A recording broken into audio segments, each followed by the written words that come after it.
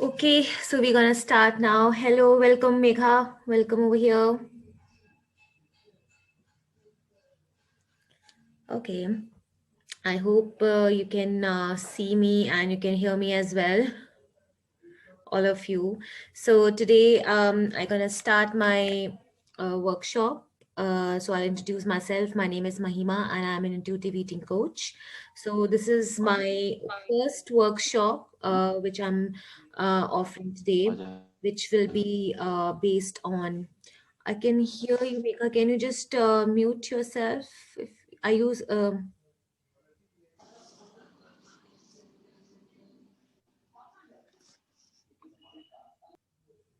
okay.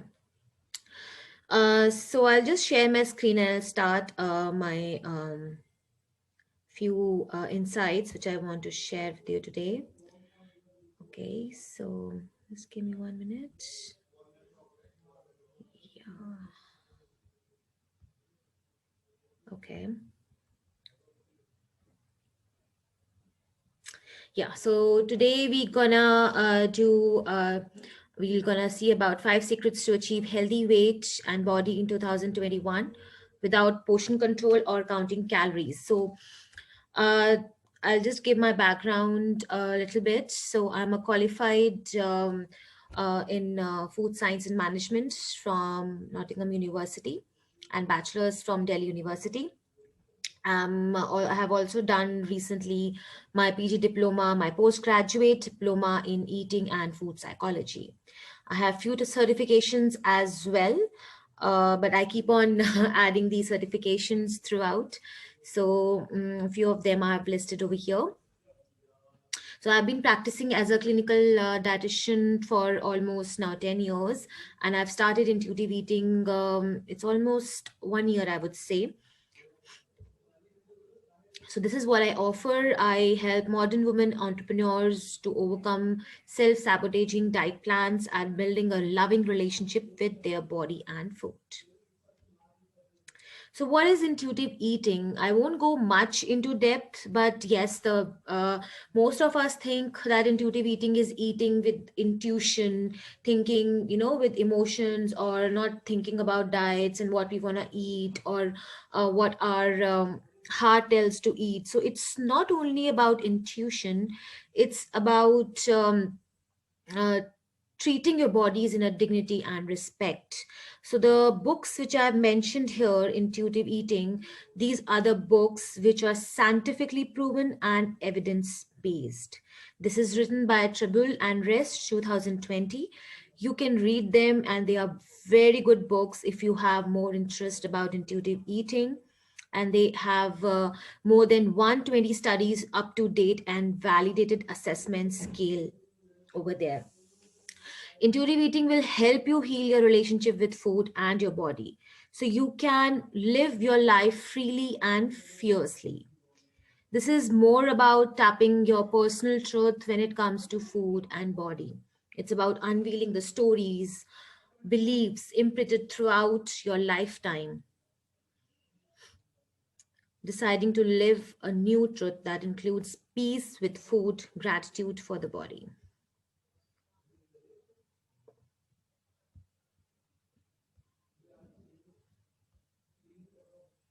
I'm sorry, some people are coming in again.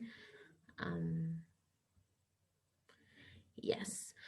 So, yes, so I'll continue. This is the brief of your intuitive eating. It's more about your personal truth, your relationship with yourself, your belief system, and your experiences of life. So, it's more than mindful eating. I think are aware of the word mindful eating, where we talk about more eating mindfully, enjoying our food peacefully. So this is more than that. It is not only this is mindful eating is part of intuitive eating.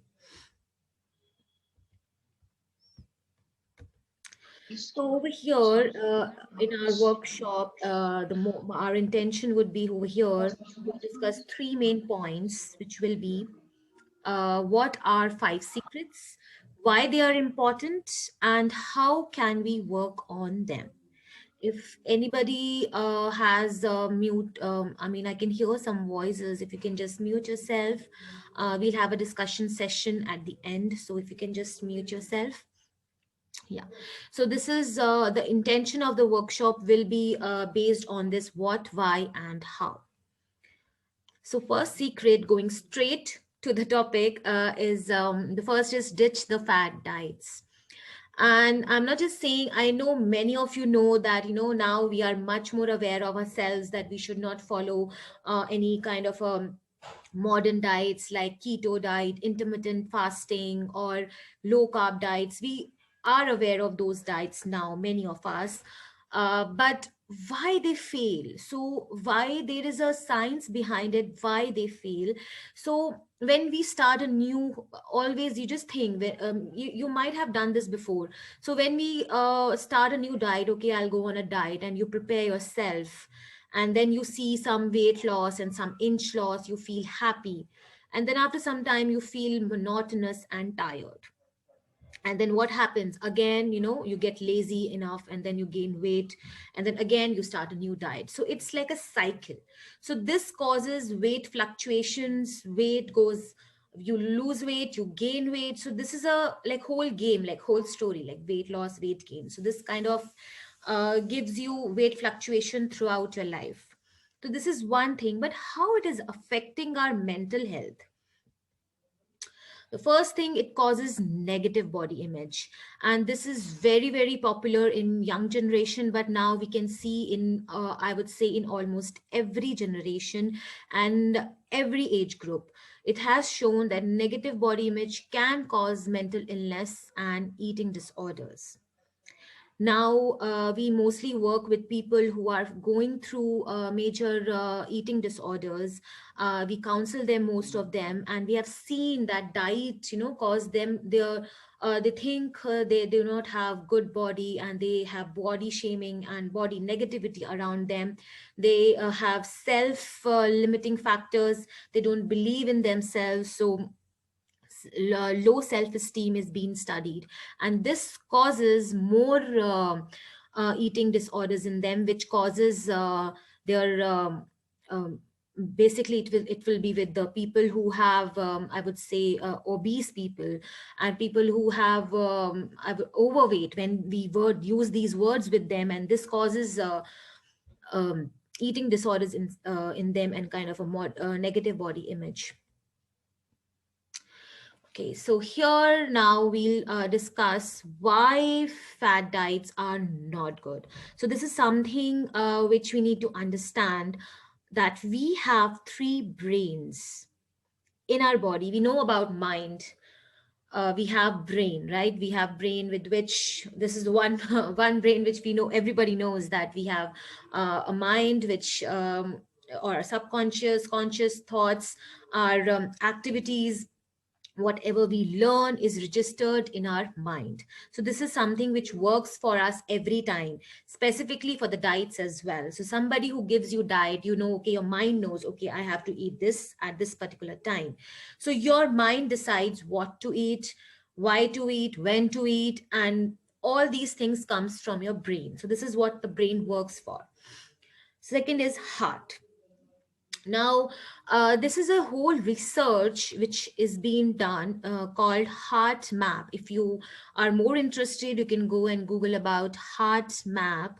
Heart Map is, I would say, it has more about. I would go here, yes. So it is more about your intuition, your divine. The science has revealed that there are a lot of neurons processing, functioning in the brain but also in the heart. So we have a lot of neurons functioning in the brain but also in the heart, and there are more neural pathways running from your heart to your brain than the reverse. So heart is more, I would say, it has more powerful than brain in terms of your intuition and divine. Are you getting my point, what I'm trying to tell you? So if we talk about this electromagnetic, if you have gone through, if you have studied science, or you know about this electromagnetic field around a body, so the electromagnetic field around heart is so powerful, and it goes far beyond to 4 to 6 inches, that is outside a body, that has so much powerful electromagnetic wave, as compared to brain, which is only 2 inches. So this is why heart is very powerful in terms of your intuition, divine. Now, the third one is gut. So, gut is something which we call our instinct, our gut feeling, which we talk about most of the time, that our gut feeling says this, our gut feeling says that. So, this is what we call the instinct. You have seen that the our gut is kind of monitors everything, manages everything what we eat.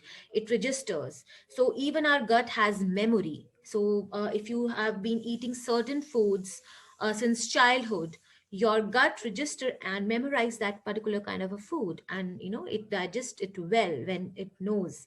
So it's something like that. It works like brain. So this is more stronger than your brain.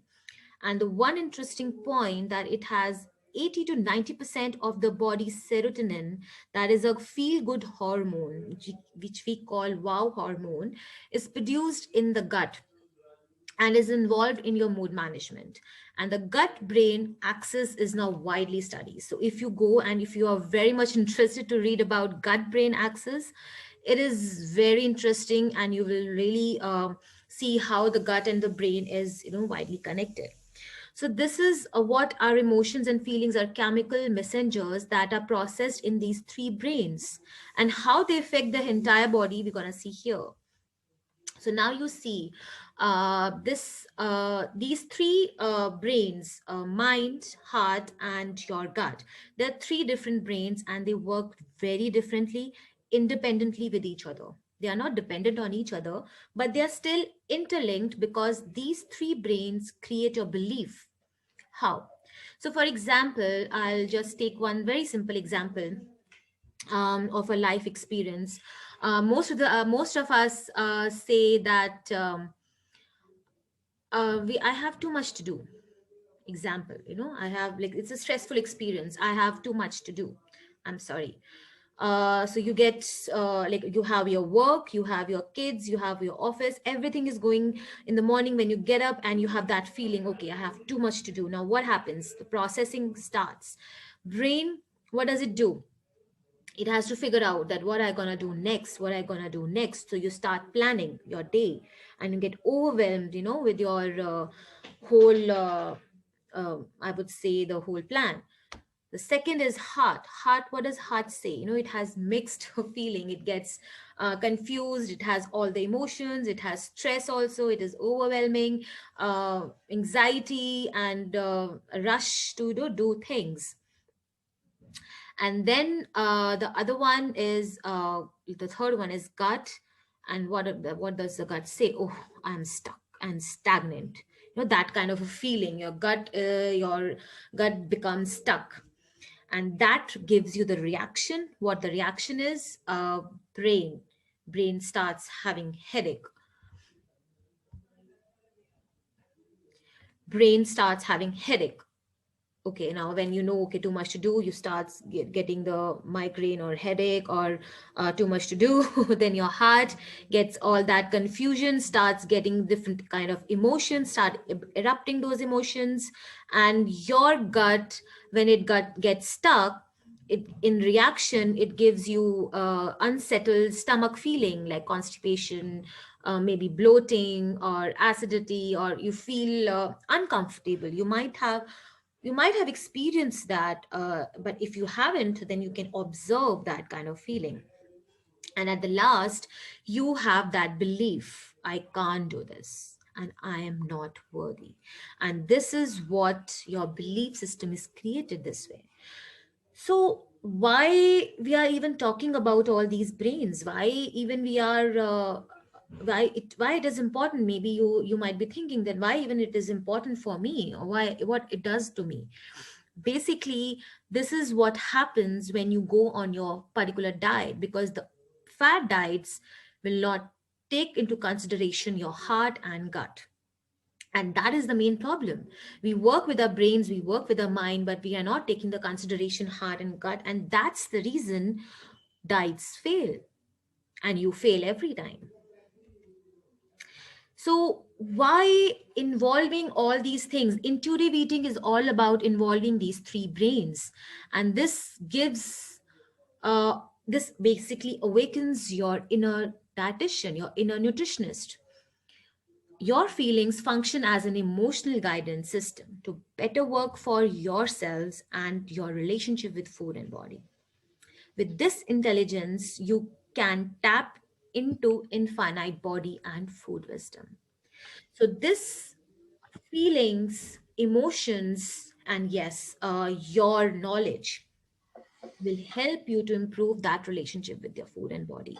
So this is really important that any other dietitian or any doctor which is helping you, telling you what to eat, what not to eat, is your inner dietitian is more wiser than that because they know from you from inside your heart, your gut. So that is more important to understand. Now, the secret two. So, secret two is also related to somehow our belief. Now, when we have created that belief with our three brains, so this is the identity is created. The second secret is change your identity around food and body. This is a very, I would say, a psychological factor.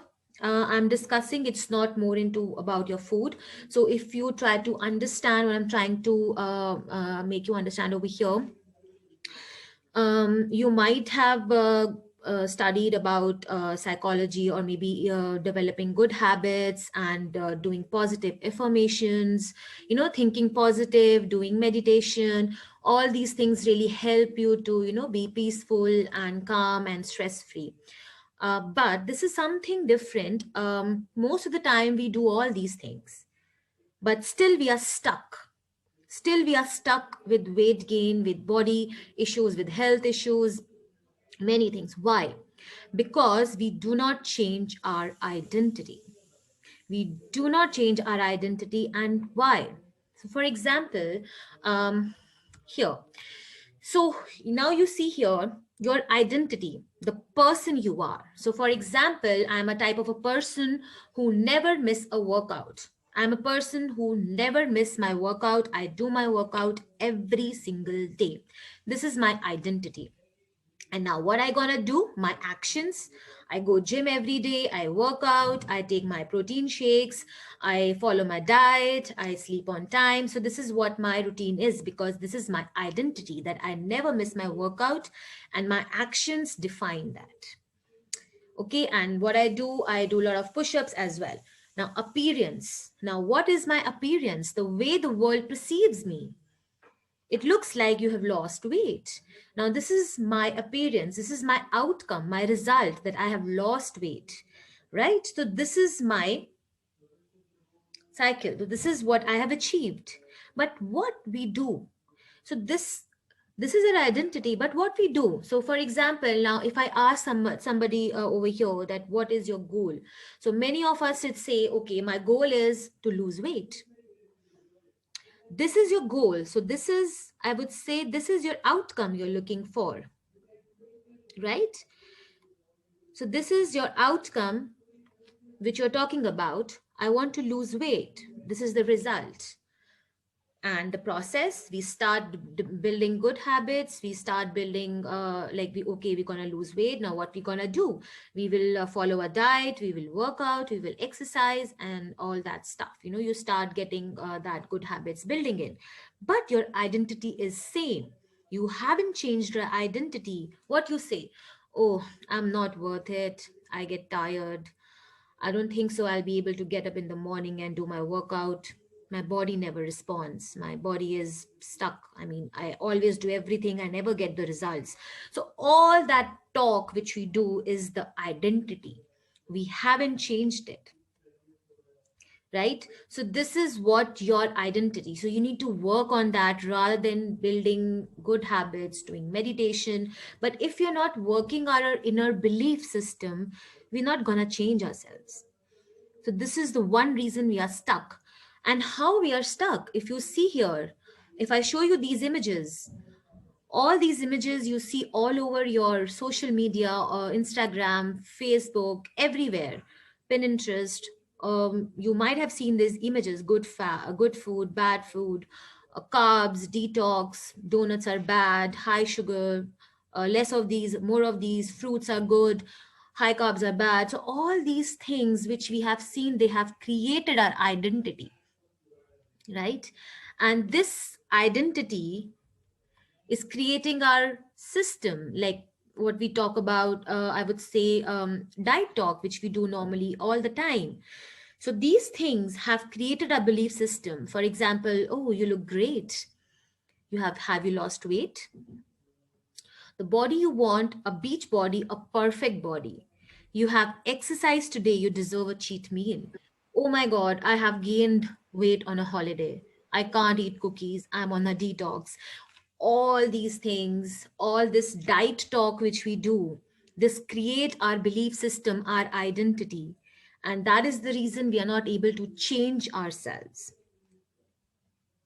Yeah, so this is the main problem. Diet is not the problem. The diet culture, the diet talk is not helping us to change our identity, I would say. Right? So here we understand more. I would take this more in deeply. Uh, for example, identity I'm talking about. So identity is creating your belief system. When we create a belief system that, for example, this is, I'll give you an example, I think the next slide, but identity creates your belief, and the belief system will create your thoughts. So what will happen with you? So for example, my identity is, I am a person who doesn't, um, I would say, what example should I take? Yeah, I'm a person who doesn't smoke, right? So there are two people. There are two people, and one person says they do both want to quit smoking. Okay, so one person says, I'm offering, somebody's offering me a smoke, and I will say, no, I'm trying to quit. And one person says, I'm not a smoker, both of them trying to quit smoking, and but you can see the difference in the words. One is saying I'm trying to quit, that means the identity is still the same, it still identifies with the smoking habit, still trying to come out of that identity. The other person saying I'm not a smoker, so he is there in that present identity and has left the old identity back behind. So this is what the identity is, right? Are you getting my point? So this identity will create a belief. Belief is I'm not a smoker. And when you have that belief, your thoughts will be like that, okay, I'm not a smoker. So your thought process will work according to that, and you will generate good feelings, feel good factor, more positive, more happy, and your actions will define that. You will not even pick that smoke, and as a result you will not be a smoker.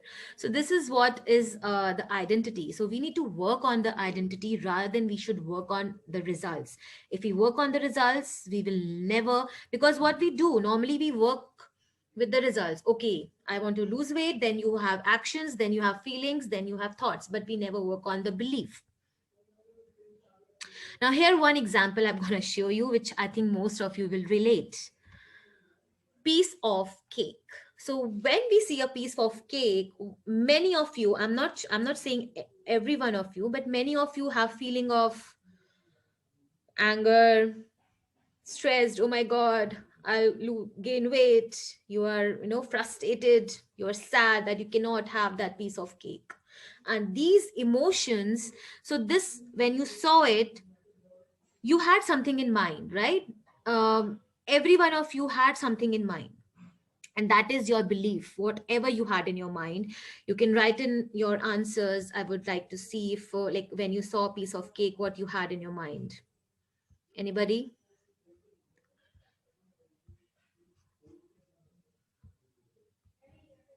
I can't see.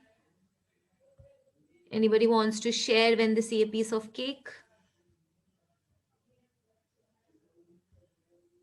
Yeah. I want to eat. Okay, you want to eat. Yeah, so this is what feeling you have. Yes, obviously you want to eat, but what feeling? With what feeling? Are you happy? Are you stressed? Or what kind of a feeling you have? I think I'm Guilty. happy Can you write in your answers? Because or you can, sorry, rather than guilty. I feel happy. feel happy. Okay. Yeah, I think it's a good stress buster. Yes, so this is your identity. You feel good and Yeah, it's a stress buster. Okay. yeah. Guilty plus happy. Guilty. Okay, I so don't I feel think, attracted at all. sorry. I don't feel attracted at all for a piece of cake. Okay. And what else? Everyone can type in here. I can see because I'm very bad at, with Zoom. So yeah. Okay, Joy says for me that type of cake didn't tempt me, but other desserts make me feel happy. Okay, so this is a happy feeling you all of you have, right? Many of you have guilt and mixed feelings. Anish saying mixed feelings. Okay. Okay, great. So this is what of you, all of you have right here. So this is, yes. So this is most of us when who are feeling I would say guilty. So these feelings are there inside you, right? This is your identity, and what it's doing to you. Get stuck. Yeah. So this is kind of creating shutdown of your digestion system, and your digestion shuts because you're giving that kind of emotions, that kind of fear, anxiety, stress. Oh my god, it's so much of fat, I'm gonna get I will lose my track from diet, I had to work out more. So that kind of feeling will shut down your digestive system and you will feel uneasy, right? I'm talking in terms of your body. I'm not talking about energy levels in your body, right? That is a different point over here. Now, again, piece of cake, as most of you said, you feel happy, you feel joyful and feeling a kind of a happy feeling around, and you have that one piece of cake without guilt will give you a very good digestive system. You will feel happy and you will digest it properly because your digestive system will work. I will give you more reasons how digestive system is related to it as well in scientific way. So now we have to focus more. Okay, so now we have to focus more over here on identity based habits rather than outcome based habits. So we don't have to work on the result and build habits. We have to work on our identities. If many of you have that guilt feeling, you have to work on your feeling, you have to work on the identity around you, and then you change your habits and then you will get the results, because results anyways are the, I would say it's side effect of building good habits. So change your identity rather than working on building good habits, working on your positive affirmations, meditation. It will not help you if you're not changing your identity and you're living in the old identity. Here, okay, so now here, identity based habits. So I have given you a lot of examples now. So I'll again share it. Outcome based decides on the results you want. Identity based decide the type of person you want to be. Second, find out how to get there and take action. So outcome based is basically find out how to get there and take action.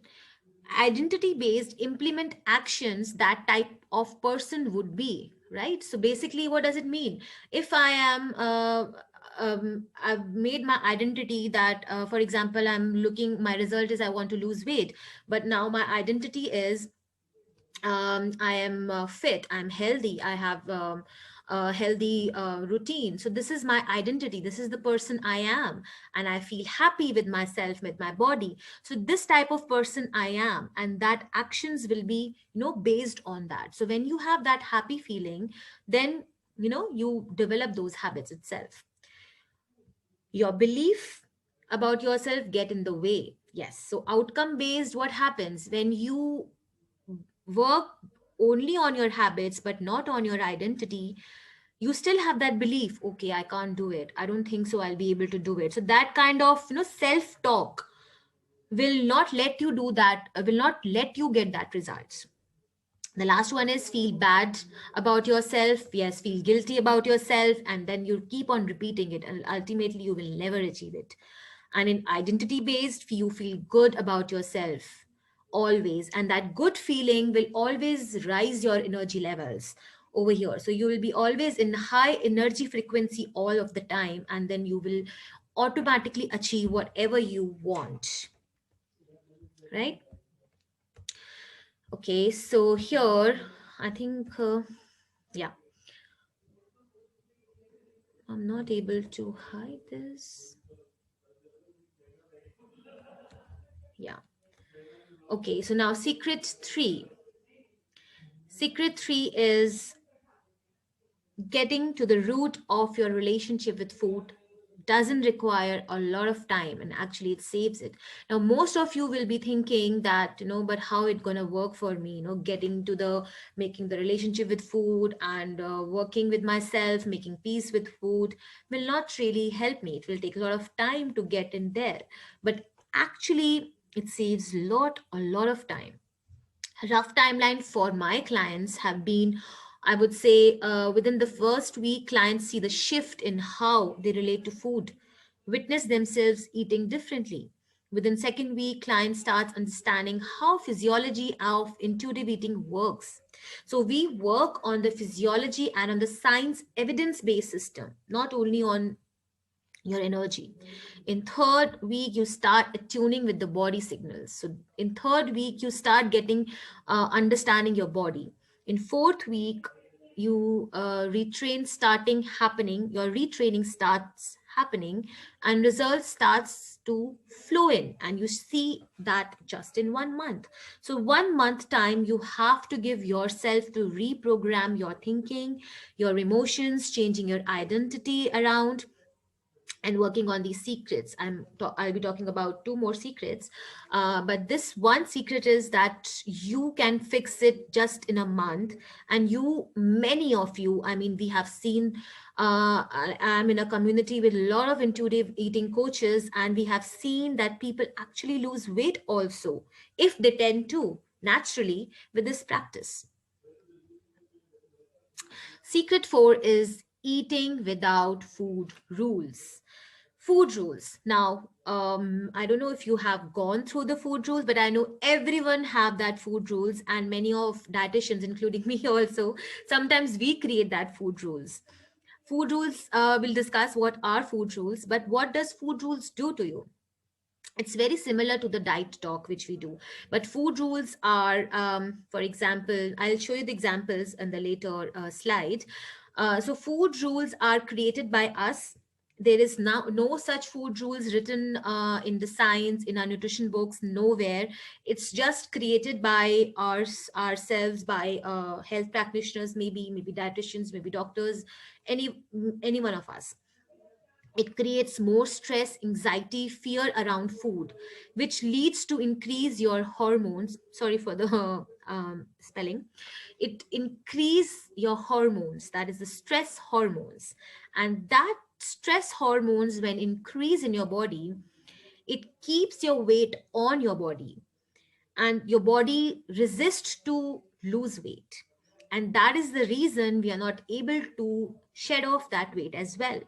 So again, the factor is that whatever rules you're creating, which we will discuss, creating more stress around you, and then more, you're not able, your weight is not getting stagnant. So basically, you get, many of you have more weight issues when it is stuck, it is not moving up or down. So that problem persist if you have anxiety around food. So this is one of the reason you, when you create food rules. So for example, what are the food rules?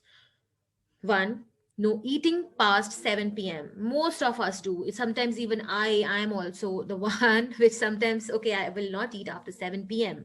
We label foods good or bad to reach our weight goals, maybe to reach any health goals.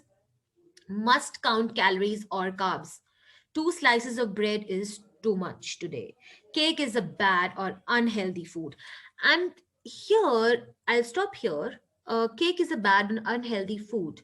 Many of you might be having a good feeling around food, but if in your mind, if you have that thinking that it is a bad and it is in the unhealthy category, still there is a still something in your mind that is a pseudo food rule. You have still in your mind, you have that kind of a food rule in your mind.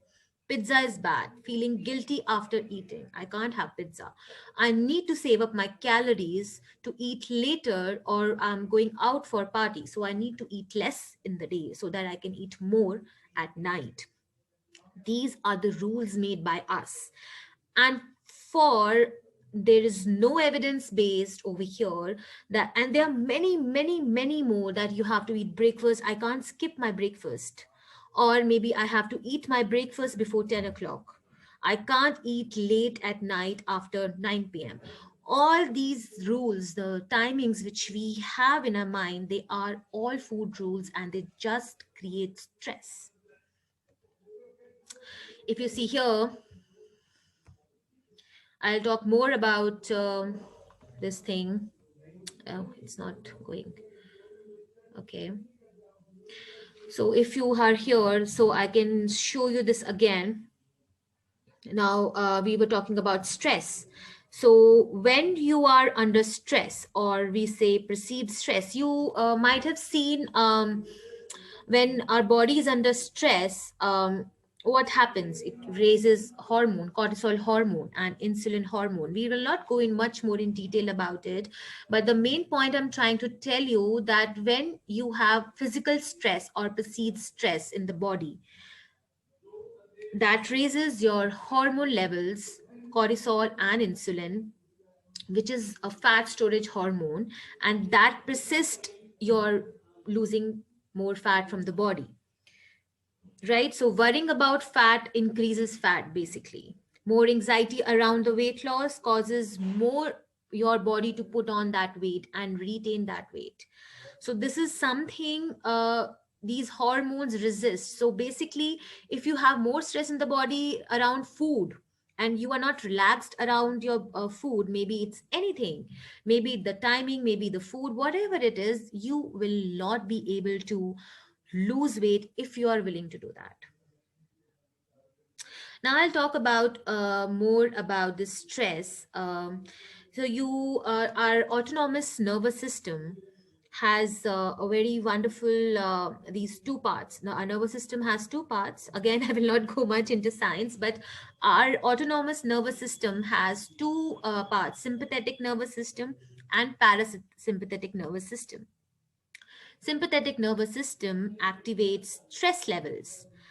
And when does it work? So when you see something like a lion, maybe something alarming, I would say when you have when you're afraid of dogs, or maybe you see a lion over here, there is an image also. If you see a lion, right, and you come in stress, your body starts preparing for fight and flight thing, action. So you get into action and you start running, right? That kind of energy comes into you. So that activates the stressors like the anxiety, fatigue, and high blood pressure, muscle tension. All these things start happening. And this is created when your sympathetic nervous system is active. But when you are relaxed, you are sleeping, or maybe you're talking to a friend, you are lying down, you are meditating, so your parasympathetic nervous system is activated. When you have positive thinking, you are meditating, progressive relaxations, you are breathing, relaxing. So this activates your relaxation response. So how it works, I mean, why I am even telling you this. So this is what happens when you have this perceived state of stress around food. So for example, maybe this you have a party, or maybe you have somebody at night comes, jumps into your home, and they have a piece of cake, or maybe they have some desserts or something. You have finished for the day, and now you have something to eat. They get something to eat for you, and then you go under stress. Oh my god, I just finished my dinner and I can't have that. But that kind of even a thinking will create a perceived stress in your body, and it will activate your sympathetic nervous system. And the sympathetic nervous system, when activates, what happens? It shuts down your digestion. So the stressed eaters, people who eat in stress, they ignite the sympathetic side of this autonomic nervous system, leading to digestive shutdown. The relaxed eaters, so people who have peace around food, who eat properly, who eat nicely, mindfully, intuitively, they have parasympathetic side of the autonomous nervous system, leading to full digestion force. Right? This works very beautifully. So this you need to understand, and whenever you're around the food, you need to work with your parasympathetic side. And how you gonna do that? Going from sympathetic stressed to parasympathetic digest. For example, now I'll give you two examples, but you might relate to many of the examples in your life. So one example is, if I don't exercise today, I will gain weight. So this thinking, activating your sympathetic nervous system. Instead of saying this, you should say, taking a day off exercise helps my body restore and heal. I won't gain weight when I take one day off exercise routine. I might discover I have more energy today if I don't hit the gym. So this kind of self-talk will really make you relaxed. It's okay. It's fine if you don't go for exercise. It's okay. It's not a big deal. The second point is, I can't eat out tonight because there will be nothing on the menu that fits my diet or fits my routine. I can't eat carbs. I mean, I just don't like them, or I can't eat something oily at night. So, this activating your sympathetic nervous system. Instead, say, if I go off my routine for one evening, I might discover I'll be okay.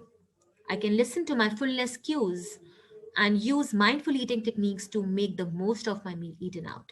So, this kind of self talk will really help you to feel relaxed.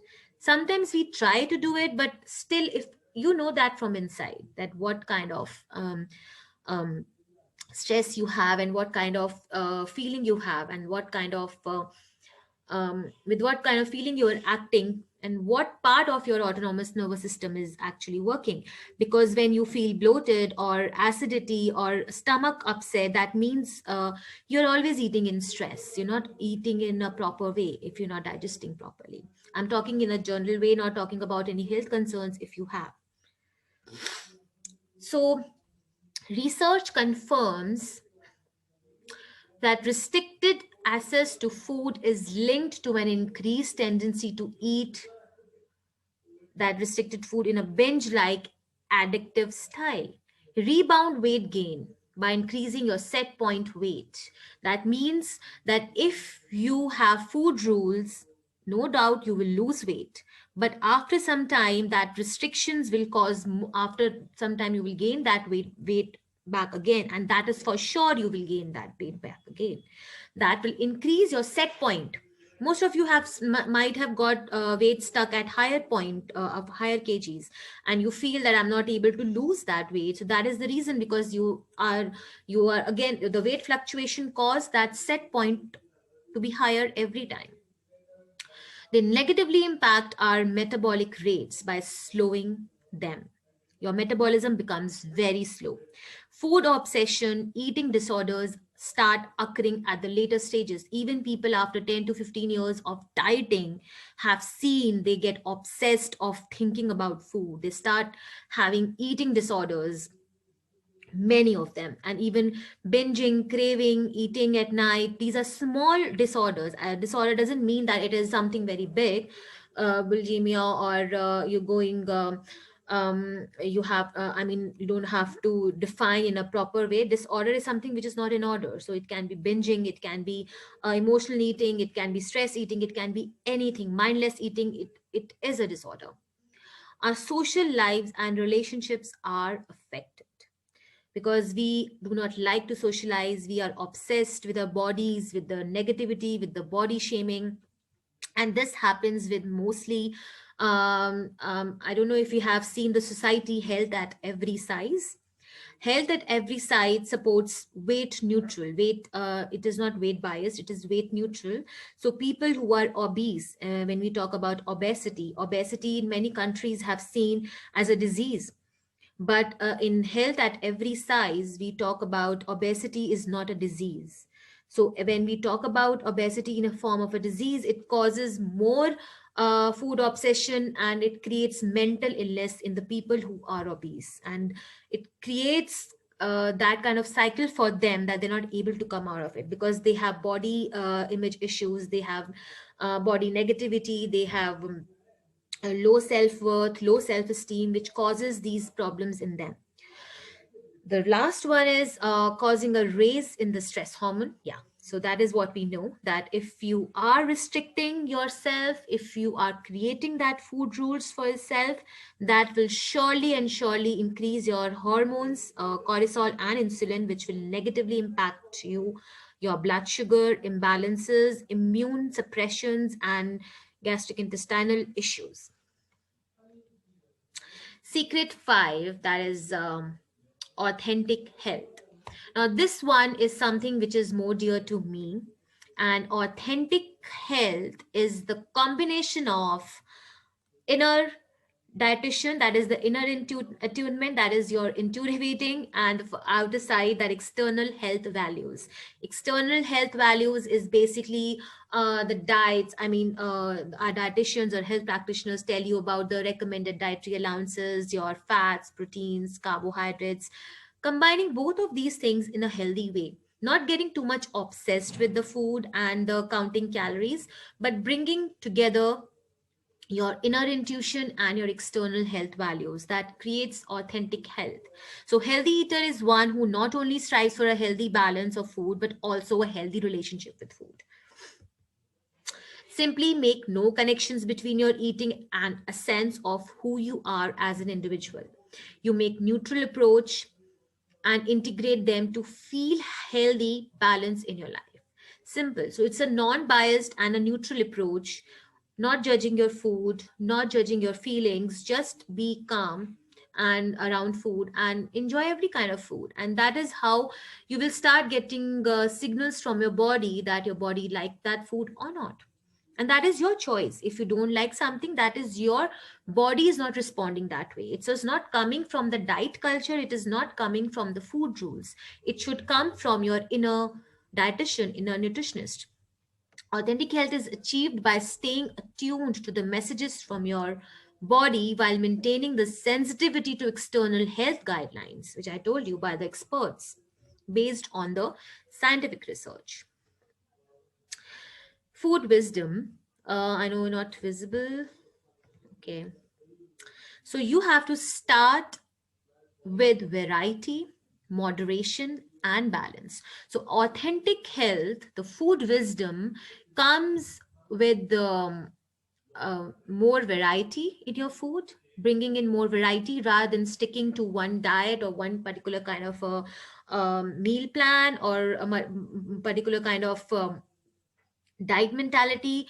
Get more variety in your diet and more moderation. Allow every kind of food in your diet and introduce all the foods which you have restricted so far, and you see how your body responds, and balance it. So you have to maintain that balance with your emotional health, your spiritual health, your relationships, and your physical environment. So this is all is required when you talk about authentic health.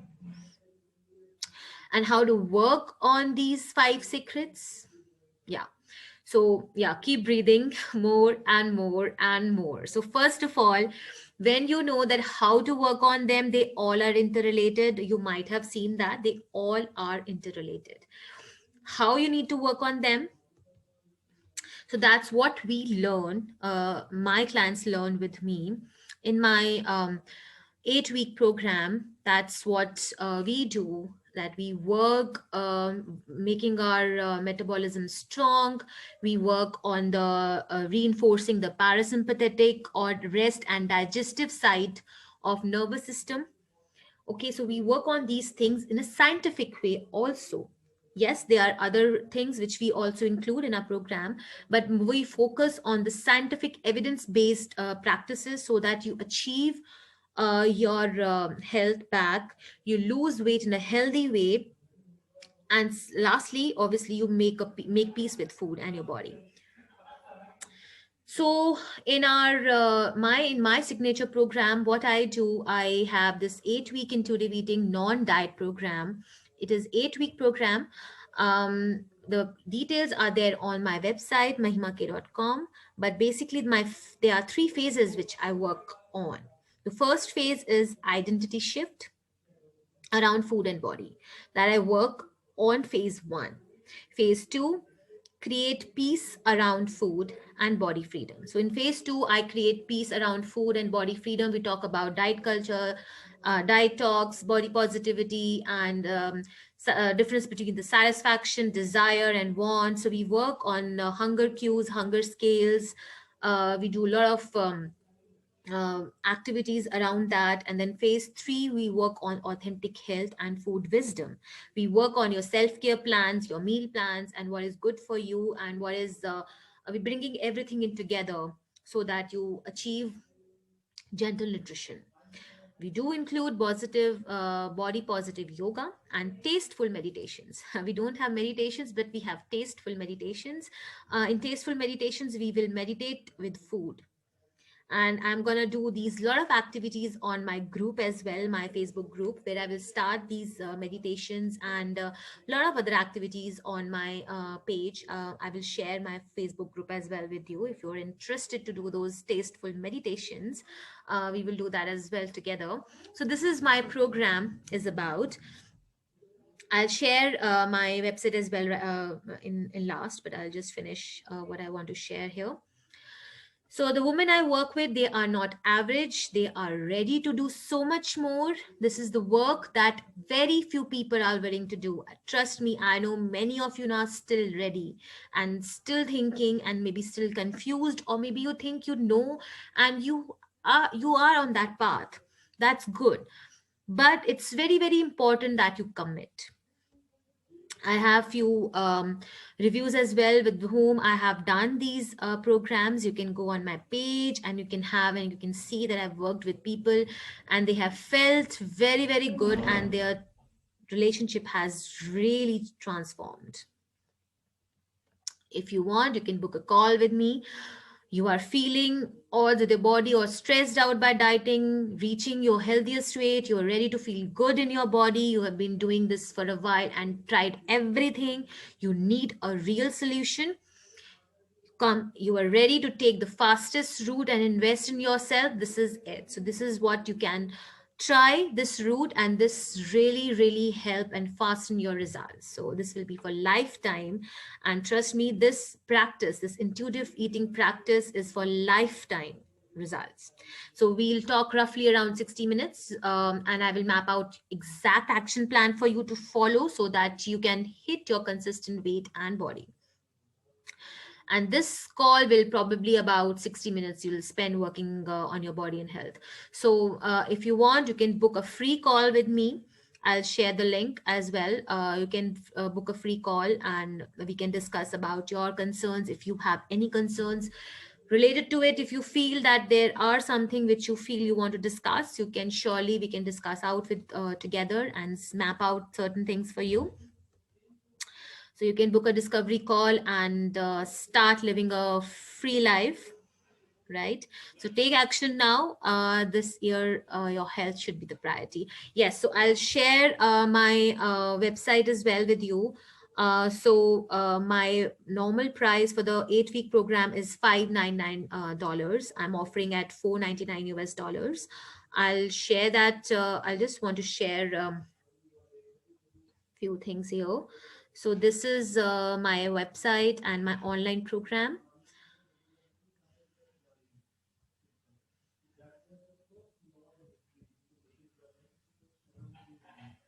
So this is, you can go on the website and you can see this 8 week program. I have written everything in detail.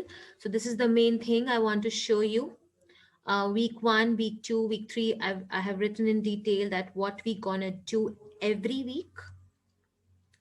And also I have mentioned here in detail about or every week I have given the details as well. I mean, if you see week what we're gonna cover. So, like for example, in week 1, letting go of judgments on food, how to work with and understand any health symptom, a self diet talk and diet mentality, how to see your eating challenges in a whole new light, understanding how our issues with food originate, key principles to reinvent your relationship with food, reflection notes and worksheet. This is just week 1. So we work, all details are here. And if my for my 8 week program I offer 599 US dollars, but I'm giving an offer for today which is 499. So if you feel that this is something interest, you can, we can have a chat on discovery call. That is a free session I'm offering, and we can discuss your concerns and then map out all the things which you can do. I do give you some tips as well which you can carry out. So in this offer, I mean, in this free session, I can really help how to start working on it. So you can, if you want, you can on your own start how to start the path of intuitive eating. I can help you with that. So you can surely book a free session with me if you are interested. So yes, I'm getting in chats here. Thank you, Sunita. Thank you so much. Anish, but we are not mentally free from brain. Yes, Anish, that is what the program is about. That is what we are gonna do. So that's what I'm saying, that we need to work on if we are not mentally free. That's what the whole point of intuitive eating. Anybody has question? Anybody has any question for me?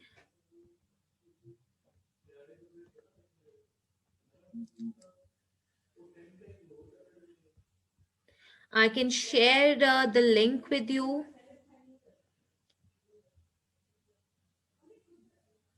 Anybody here has a question? Wanted to share? So this is the link for discovery call. Pop in, and you can, if you want to share in person, you can share in person with me. But anybody has something for me to? Yes, I'm really sorry. I'm not a tech person, something because I've been, to be honest, I used my Zoom for the first time, and some screen I'm not able to, fit in properly. So apologize for that. But yes, I tried to give much more information related to more about science, how it works inside, right? So I really, really want that if you still feel any confusion, any part you don't understand, you can always ask me again, or you can just book a free session with me anytime, and we can talk personally also if you have still any doubts. Thank you everyone for coming in and joining me today. I'm really, really thankful to everyone who has come and joined me. Any question? Again, you have one. Thank you very much. I enjoyed the session. Thank you, Devjita. Thank you, Sunita. Thank you, Joy, so much, and coming today. I really want to have a chat with you personally because I saw your email as well. So that's lovely. Thank you so much. Thank you, Anish. Thank you so much, and I hope you try to incorporate few things. I would love if you try to work on your any of the point if you feel that you relate, and you can work on that. Thank you, Varvara. Thank you so much. Thank you, Megha. Thank you again, very, very, very, very much. I'll just one more thing I will share with everyone before leaving. This is the link of the website as well. And if you are interested in the tasteful meditations, which I'll be doing shortly in my groups, please, I would welcome everyone. If you are not in my Facebook group, you can join it, and we can. I'll be doing all my workshops there from now on because I feel very uncomfortable with the Zoom thing, and also some meditation. So I'll see you in my group. And thank you so much for joining today. Thank you, everyone. Bye bye.